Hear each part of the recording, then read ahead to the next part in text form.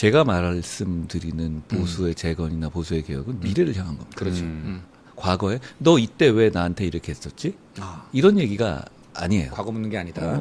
그게 지금 왜냐하면 우리는 공적인 임무를 가진 하는 사람이지 개인적인 어떤 뭐 그 관계 이거보다 저는 이거를 훨씬 공적인 관계를 훨씬 더 중요하게 그렇죠. 생각하거든요. 그러니까 제가 계엄을 막은 겁니다. 그러니 이제 미래를 향해서 보수가 다시 재건되는 데서 같은 생각을 가진 사람이라면 저는 누구와도 같이 합니다. 그리고 거기에 대해서 뭐 옛날에 그걸 담아두고 그러진 않아. 제 성격상 사실 그래요. 성격이 그렇다 원래. 그게 아니 뭐 나란 일 한 거 아닙니까? 같이 나란 일을 하는 데서 생각이 잘못되거나 판단을 잘못할 수가 있습니다. 그런데 그런다고 해서 뭐 그런 분들을 하나하나 다 그때 뭐 징벌하거나 제거합니까? 그래서는 보수가 재건될 수 없어요. 그런 식으로는 보수가 재건될 수 없습니다. 그래서 거리 뒀던 분들이 뭐 전화도 오고 그러신다면서요. 어떤 얘기도 하고. 그동안도 많이 연락 오시고 그래요. 연락 왔다. 대화하고 네. 뭐 저도 제가 부족한 경험 같은 거 상의드리기도 하고. 아, 지금 그러고 계시는 거죠. 그 선거 때도 그랬고요. 선거 때도 이제 뭐 이런 선거 너무 잘 봤다. 이런 거 너무 대단하다. 그런데 이제 요거는 요런 식의 오늘 한 말씀 중에서는 이런 말은 조금 좀 세지 않았냐? 이런 말씀을 전해 그런 오시기도 조언까지도 하고. 해줬던 조언이라기 뭐라 그럴까? 그런 몇 년 됐잖아요. 그리고 그렇죠. 네. 제가 한 몇 년 걸쳐서 파도가 많았는데 그 파도를 옆에서 같이 보시고 네. 그리고 같이 그 파도에 올라타기도 하고 뭐 그랬던 분들 입장에서는 또 정도 많이 들죠. 정도 들었다. 그리고 제가 했던 그때 가졌던 어떤 입장이라든가 소신이 그냥 저의 개인을 위한 건 아니고 그렇죠. 제가 갖고 있는 어떤 철학이라든가 정치적인 소신, 정치적인 어떤 공공선을 이루기 위한 것이라는 점에 대해서는 다 인정을 하실 거예요. 그리고 제가 뭐 거짓말하는 사람 아니라는 것도 아실 거고 물론 뭐 싫어하시는 분들도 많겠지만 사람의 관계는 원래 차이가 있는 사람들끼리가 더 가까워질 수 있는 거죠. 네, 알겠습니다. 크다라고 말씀해 저도 53이고 다들 뭐 저보다 많으시잖아요. 뭐 그렇게까지 서로 그러겠어요. 그리고 그 상황에서 또 그분들의 본인들이 가지고 있는 지지층들 이런 분들의 마음을 또 반영할 수도 있었을 것이고 그런 입장이 저는 뭐 그런 입장에 대해서는 충분히 다 이해해요. 그런데 지금 이 시점에서는 목표는 뭡니까? 2028년에 이재명 정권의 폭주를 제어하기 위해서는 총선. 국민의힘이 총선에서 과반을 차지해야 그렇지, 됩니다. 과반 차지해야죠. 승리의 문제가 아니에요. 과반을 차지해야 됩니다. 그래야 돌아올 수 있어요. 그걸 제가 같이 하겠다는 거죠. 또 하나는 그래서 2030년에 보수 정권을 되찾아 와야 합니다. 그런데 이 목표를 위해서는 윤호개인이나 장동혁 대표가 했던 그 퇴행적 노선으로는 이 두 가지 목표에 절대 가까이 갈 수가 없어요. 그 점에 대해서 모두 이제는 머리로는 다 이해하지 않습니까? 그러면 너무 복잡하게 생각하지 말고 함께 가자라는 게 제 말씀이에요. 그게 제가 말씀드리는 게 왜냐하면 제가 선거 과정에서 윤호개인이라든가 그러니까 저한테 찾아온 어떤 여자분이 윤호개인이라는 거예요. 지금 현재 과거가 아니라. 근데 오늘은 이번엔 너를 찍겠다. 저는 무슨 얘기지 했더니 근데 왜 그러냐면 당신의 노선으로 가야 이길 수 있기 때문이다. 사실 그 이유만 가지고도 다른 식의 앙금이 없어질 수 있다고 생각해요. 왜냐하면 이재명 정권이 시스템을 망치면서 대한민국을 망가뜨리고 있어요. 그런데 이걸 막을 수 있는 세력은 우리밖에 없습니다. 그리고 거기에 구심점이 될 수 있는 게 접니다. 그리고 왜냐하면 제가 그동안 흔들리지 않고 이기는 길을 계속 제시해왔고 어떤 뭐 정치적 형국 속에서도 그걸 유지해왔기 때문에 이렇게 가면 이거 2028년 30년 이길 수 있겠는데 라고 생각하시는 거예요. 그 마음만 가지고 모여도 된다고 생각해요. 그 마음만 저는 그 마음도 애국심이고 공동체를 향한 책임감이라고 생각해요. 사실 이 선거에서 보시면 이렇게 됩니다. 전체 동에서 전재수 후보가 1대1 대결에서 전부 승리했어요. 국갑에. 덕천 구포만덕. 전체 동에서 한동훈, 하정우, 박민식의 대결에서 한동훈이 전부 다 이겼어요. 전부 다 이겼다. 자, 그러면 어떻게 보면 민주당 지지층 내지는 민주당을 상황에 따라서 민주당을 지지할 수 있는 중도층을 한동훈은 가져왔다는 이야기죠. 그런데 저는 제가 걸었던 명분은 오히려 이재명 정권을 확실하게 제어하겠다는 어떻게 보면 강하게 반민주당적인 네. 노선이죠. 뭐 지금의 민주당이죠. 그런데 그런 노선을 가지고서도 상식적이고 합리적이고 네. 사실과 헌법과 상식을 존중하는 노선이라면 중도의 스윙 보터층의 지지를 받을 수 있다는 것을 제가 이 선거를 통해서 증명했다고 생각합니다. 네. 그게 2028년에 보수가 과반을 얻을 수 있는 길이고 2030년에 보수가 정권을 되찾아올 수 있는 네. 길입니다. 생각할 필요 없잖아요. 그리고 네. 뭐 저 욕한 사람이 좀 많았습니다. 그 뭐 어떻게 하나하나 다 네. 기억합니까? 네. 그렇죠. 그냥 그거 다 넘어가는 겁니다. 기억했다가는 네, 네, 힘들어지죠. 네. 이 관점 이렇게 생각했으면 좋겠어요. 저나 재복당을 바라는 정치인 그리고 재복당이 어떻게 보면 좀 불안한 정치인들이 있겠죠. 네, 네. 이런 정치인의 관점에서 보지 맙시다. 오케이. 자, 보수 재건을 필요로 하고 보수 재건을 원하는 민심이 있어요. 시민이 네, 네. 있어요. 그분들이 이미 민심을 보여줬죠. 그러면 보수 재건이라는 이 과제 자체도 골든 타임이 있습니다. 언제까지나 계속 정치인들의 어떤 그 감정 상태 때문에 이 시점을 정할 수는 없어요. 보수 재건은 반드시 필요하죠. 이재명 정권이 저렇게 이전 투구로 나서는 이때가 오히려 보수 재건을 하기 위한 절호의 기회고 골든 타임이에요. 일부러 이 골든 타임을 어떤 감정적인 문제나 정치인 개인의 어떤 불안감 때문에 미룰 필요는 없는 거예요. 미룰 필요 제가 없다. 예. 저를 무조건 언제까지 하다 이런 얘기를 하는 게 아니라 이렇게도 얘기하시죠. 지금은 이제 저를 뭐 이렇게 반대하는 분들도 제가 보수의 대단히 중요한 어떤 전략 자산 내지는 무기다 이렇게들은 또 말씀하시던데요. 근데 그 무기를 왜 이렇게 아껴두죠? 정말 싸워야 할 시점이 왔는데 그 무기를 일부러 불편하다고 아껴두거나 그러니까 그 이유가 뭐 전체적으로 공적인 이유라면 괜찮은데 그걸 일부러 그럴 필요는 없다 이렇게 말씀드린 거예요. 제가 언제까지 저를 무조건 받아다 이런 건 아닙니다. 그런 면에서 제가 서두를 필요 없다고 말씀드리는 것이지만 우리는 공적인 역할을 하는 것인데 보수가 재건되는 건 대한민국을 위해서 필요한 거예요. 그런데 보수가 재건되기 위해서 필요한 골든타임이라는 게 있는데 네. 그럼 그동안에 아무런 이유 없이 보수 입장에서 뭐 제가 제일 잘 싸운다면서요.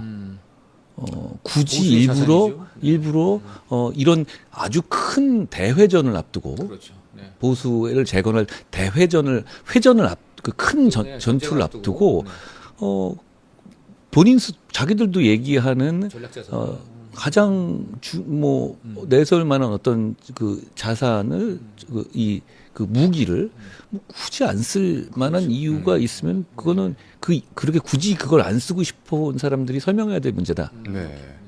예를 들어서 뭐 당나라에서 고구려를 쳐들어오는데 네.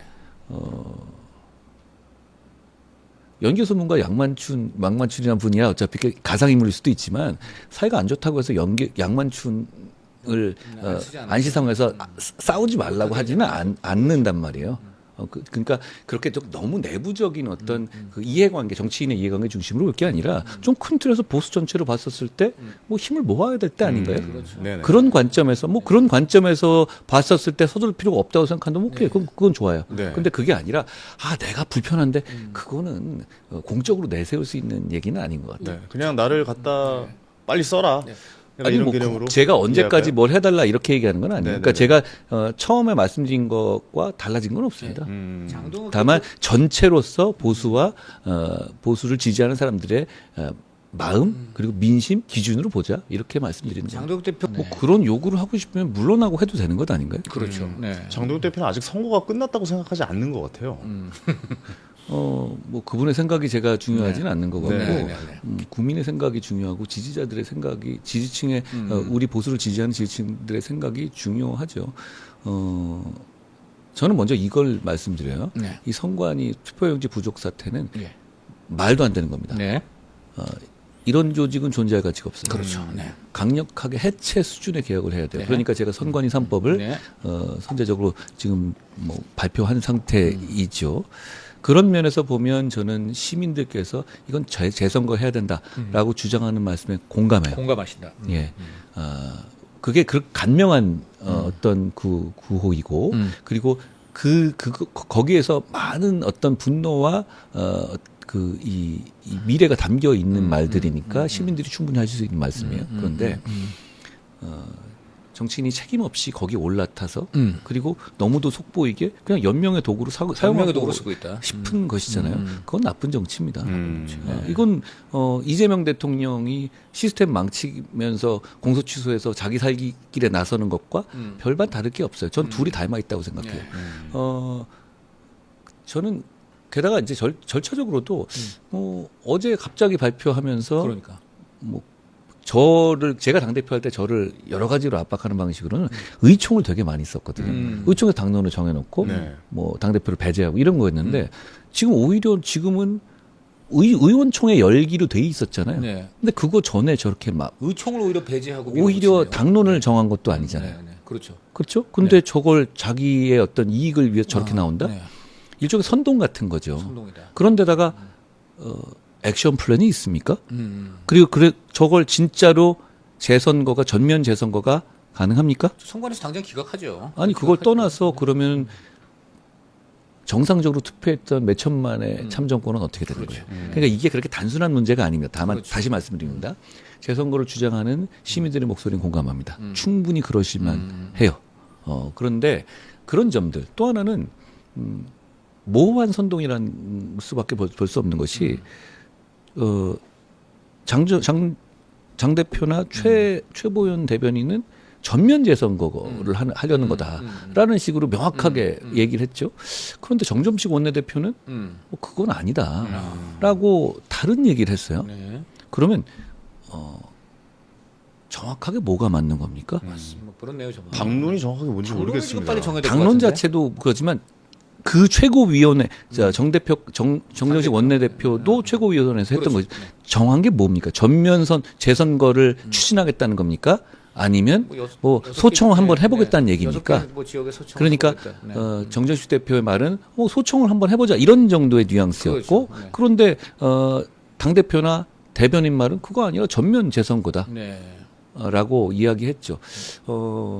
대단히 혼란을 주는 방식이었고 준비 안 된 얘기였다라고 저는 생각해요. 그리고 장 대표가 지금 국민의힘의 지지율이 좀 오르는 추세로 오는 것이 마치 그걸 그게 무슨 장동혁에도 불구하고 그렇죠. 네. 장동혁을 배제한 어떤 전화 후보들이 오세훈 시장이나 유이동 후보. 후보나 의원이나 이런 메시지를 정확하게 민심으로 받아냈고 그렇죠. 그런 승리가 결국은 국민의힘이 앞으로 좀 보수를 재건할 만한 희망이 좀 있는 것 아니야? 이런 희망이 반영된 수치인 것이지 쉽게 말하면 장동혁 대표가 없으면 더 올라갈 수치란 말이에요. 근데 마치 그게 올라갔으니까 내 세상이다. 저는 그렇게 민심을 호도하는 식으로 정치를 하면 금방 다시 보수 재건에 대한 희망을 우리 국민들께서 거둬들이실 것이다라고 걱정합니다. 네. 어떻게 보십니까? 제 뜻은 이 많은 평가는 끝난 것 아닌가요? 평가는 다 됐다라고 평가는 끝났으니 제가 그것까지 굳이 언급할 필요도 없을 것 같은데. 그러니까 보수 재건해야 됩니다. 네. 보수 재건이라는 것은 보수가 말할 자격을 되찾는 거예요. 저는 사실 1년밖에 안 된 대통령이지만 제가 탄핵을 얘기합니다. 공수 취소하면 탄핵한다. 이거 사실 금기이고 그러잖아요. 근데 거기에 대해서 큰 반발이라든가 부작용이 있습니까? 저는 말할 자격이 있습니다. 저는 우리가 배출한 대통령이 잘못한 불법 계엄에 대해서도 누구보다 숲에 숨었던 이재명 대통령보다 더 앞장서서 막았고 그리고 결국 눈물 머금고 탄핵까지 이르렀습니다. 그러니 저는 탄핵 공소 취소나 계엄이나 똑같은 급의 국정 파괴라고 생각해요. 동급이라고 생각합니다. 그러니 사법 내란이라고 봐도 되겠죠. 그러니 네. 그러니까 저는 당연히 공소 취소하면 탄핵해야 한다고 말할 수 있는 자격이 있는 거고 그러니까 별로 반발이 없는 겁니다. 그런 면에서 보수는 책임감이거든요. 사회에 대한. 그러면 보수가 어느 정도 재건되기만 하면 충분히 견제가 가능해요. 그런데 그런 차이가 있어요. 그런데 계엄을 옹호했던 사람들이 저거 가지고 탄핵하겠다 이런 말은 할 수 있을지 몰라도 그게 먹히겠습니까? 결국은 지금은 그런 게 필요하고 그리고 이재명 대통령은 입장은 그런 거잖아요. 사실 사법 리스크를 보는 시각이 민주당의 어떤 그 정청래 같은 주류 세력들과 이재명 대통령 측과는 다르죠. 이재명 대통령은 평생 감옥에 가지 않아야 되는 게 목표예요. 그렇죠? 그런데 정청래 대표를 비롯한 민주당 세력들은 딱 4년만 감옥 안 가는 게 목표입니다.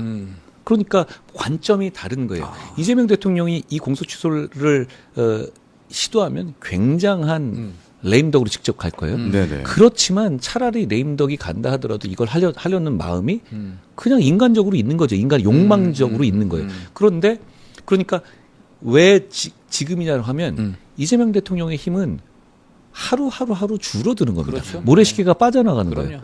그러니까 내일보다는 오늘이 그나마 더 힘이 있습니다. 네. 그러니까 저걸 하고 싶죠. 네. 그렇지만 민주당 세력은 저거 하는 순간 정권을 잃을 수가 있고 총선에서 박살날 텐데요. 그렇지.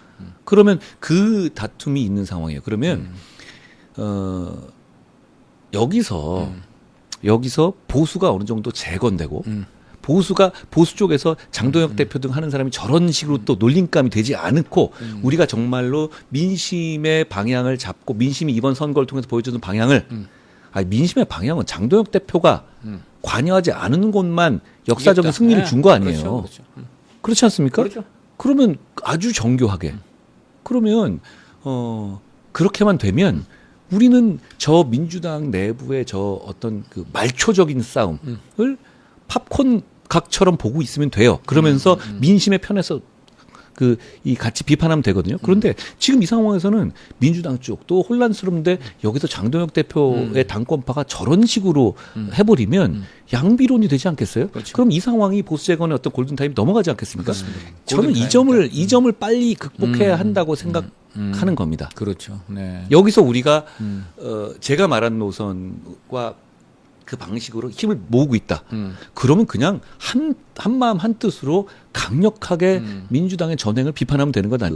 대결은 제가 윤석열 대통령 당시 당대표에 있었을 때 있었던 어떤 서로 간의 이견과는 차원이 다릅니다. 다르죠. 왜 다르냐면 저는 잘못을 바로잡겠다는 이슈를 가지고 그렇죠. 맞선 거였어요. 예를 들어서 김건희 여사의 문제, 네. 김건희 여사 라인을 정리하라는 문제, 그리고 이종섭 황상무 문제, 그리고 의료 개혁, 사태 네, 문제, 네. 뭐 R&D 문제 이런 잘못된 방향은 이 이슈를 이렇게 해야 된다는 그런 사실상 보면 네.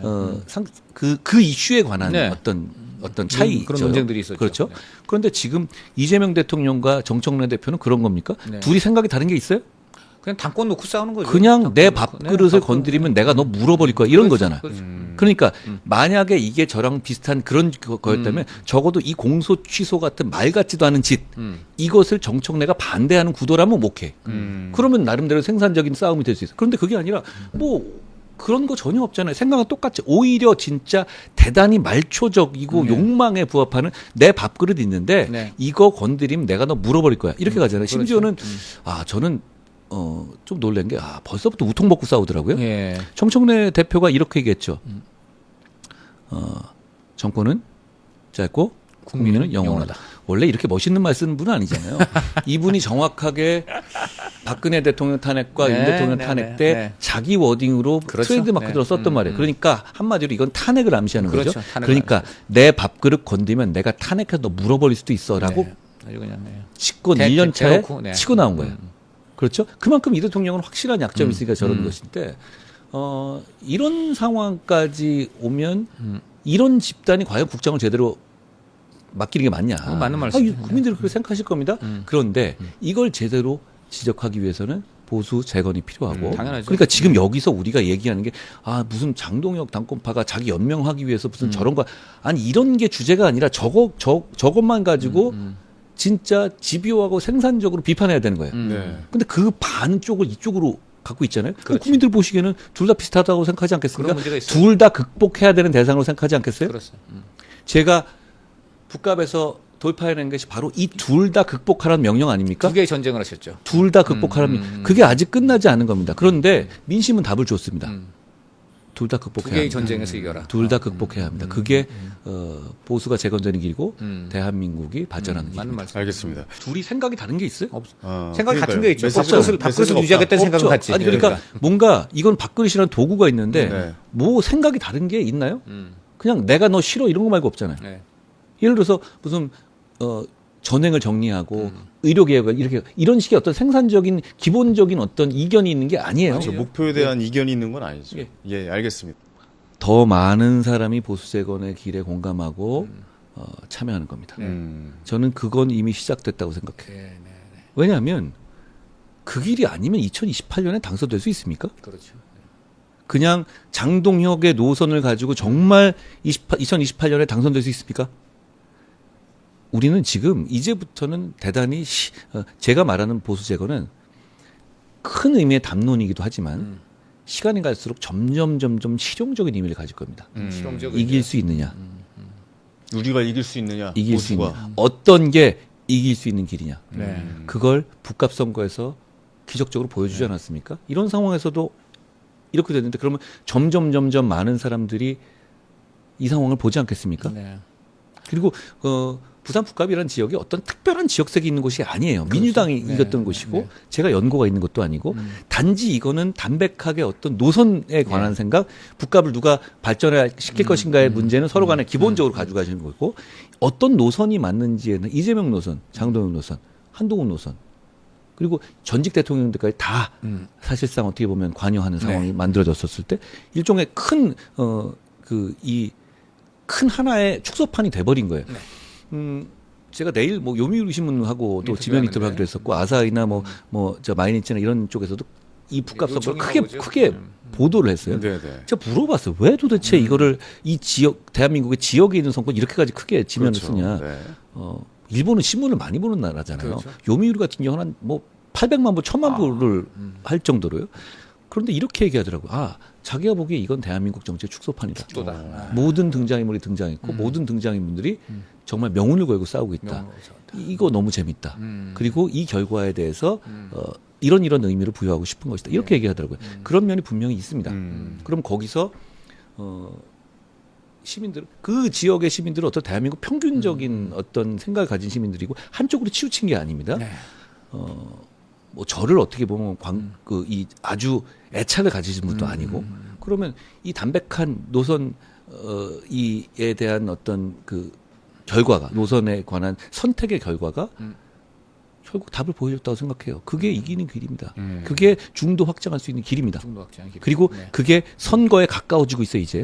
그럼 이제는 대단히 실용적인 의미를 갖는다. 이기기를 원하는 보수 재건은 이겨야 되는 거예요. 왜냐하면 이재명 정권이 저렇게 폭주하고 있는 상황에서는 보수가 이겨야 합니다. 이겨야 되죠. 과반을 넘어야 된다. 이기기 위한 길을 제시한 겁니다. 시민들께서. 제가 아니라. 네, 시민에서. 예. 그 길로 모이자. 예. 그게 보수 재건입니다. 네. 알겠습니다. 저도 마지막으로 하나만. 국회의원 한동훈 어느 상임위 가실 거예요? 어느 상임위 가서 어떤 활동하실 거예요? 그건 이제 조정식 국회의장이 뭐 정하실 정해주셔야죠. 텐데요. 그래도 본인이 좀 희망하고. 저는 네. 법사위 안 가세요? 잠깐만. 저는 법사위 문제는 그렇게 생각해요. 저는 어디 가나 그 역할을 합니다. 네, 그렇죠. 그러니까 굳이 법사위 일정을 살 수 법사위. 없다 그렇지, 그래서 그렇지. 보내주지도 네. 않겠지만 네, 네, 예를 들어서 뭐 기재위나 네. 기재위, 산자위나 산자위. 정무위 같은 곳에서 네, 정무위. 경제와 국가의 큰 틀 그리고 제가 북구를 위해서 해야 될 일들을 네, 네. 조금 더 적극적으로 할 수 있는 그곳을 가면 좋겠다는 생각을 해요. 또 더 나아가서는 당장 현안으로는 행안위 같은 행안위. 곳에서 선관위 문제를 네. 제가 몸서리지 않고 네. 제대로 개혁할 수 있었으면 좋겠다는 생각도 합니다. 네, 알겠습니다. 네, 좋은 말씀입니다. 네. 오늘 큰 질문 하나 던져줬습니다. 아까 오늘 저 네. 행사에서 조정식 국회의장 뵀는데요. 네. 이 화면을 보셨으면 좋겠습니다. 아, 이거 꼭 알겠습니다. 보셔야 되네요. 예, 예. 자, 기재위, 산자위, 행안위, 행안위까지. 네, 그리고 예. 마지막에 정무위, 정무위, 네 그렇게. 예. 네. 좋은 질문 던져주세요. 국민의힘에 과연 총선 때 보수가 이길 수 있겠는가? 아, 이 네. 질문을 네. 오늘 던져주신 게 그 가장 예행 기억에 연습을 남네요. 제가 북갑에서 보여준 건 아닙니다. 그렇네요. 네, 네, 네. 네. 마지막으로 시청자님께 우리 시간 있으시니까 한 말씀 좀 하고 해주시죠. 딱 끝. 예. 네. 좀 오글거리는 말인지 모르겠는데요. 저는 나라가 잘 됐으면 좋겠습니다. 그래서 정치합니다. 그리고 아주 이기적이고 개인적으로 봐도 나라가 잘 되면 저 개인적으로 대단히 행복할 것 같습니다. 그 마음 변치 않겠습니다. 아직까지 그 마음으로 공적인 인생을 살아왔는데요. 그렇게 끝까지 가겠습니다. 그리고 생면부지로 제가 연고도 없이 내려가서 50일 만에 우리 덕천만덕 구포 덕천만덕의 시민들께서 과분한 신뢰를 주셨습니다. 잊지 않겠습니다. 알겠습니다. 네.